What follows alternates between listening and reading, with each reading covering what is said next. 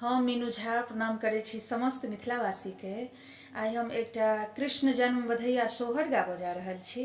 रचनाकार आदरणीय श्री नवोनाथ झा जी छथिन। बहुत बहुत धन्यवाद अपने के और समस्त मिथिलावासी के कृष्ण जन्माष्टमी के बहुत बहुत शुभकामना। धन्यवाद। जय मिथिला, जय मैथिली।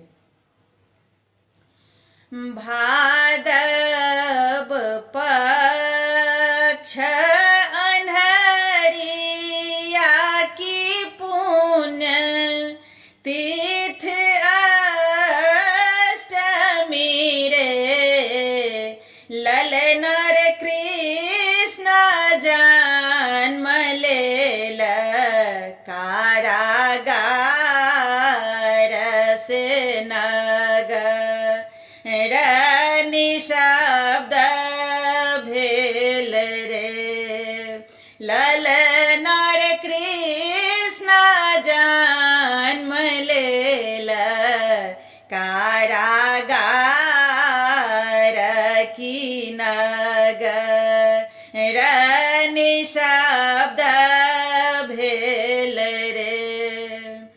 बिकट राति अन्हार की बासु देव गोद उठायल रे। ललनर खूजी गेल देखो सातो द्वार की शुभ घरे आयल रे। ललनर खूजी गेल देखो सातो द्वार की शुभ घरे आयल रे। मझधार फसला पालनहार की पार कौन उतरब रे। ललनर आजू जमुना हेथिन उद्धार चरण रजमांगत रे। ललनर आजू जमुना हेथिन उद्धार चरण रजमांगत रे।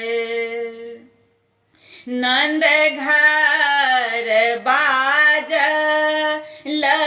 बधाई की जान जान हर सीत रे।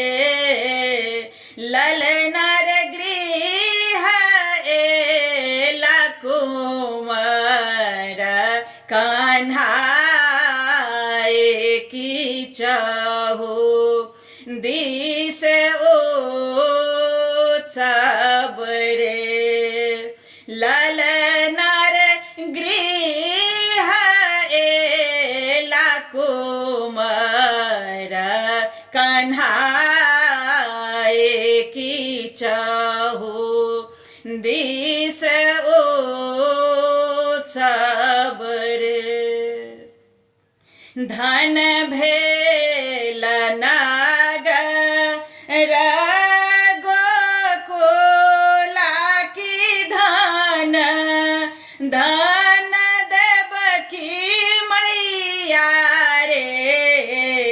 ललनर पुलकित मातु यशोदा की मोह लोटाओल रे। ललनर पुलकित मातु यशोदा की सो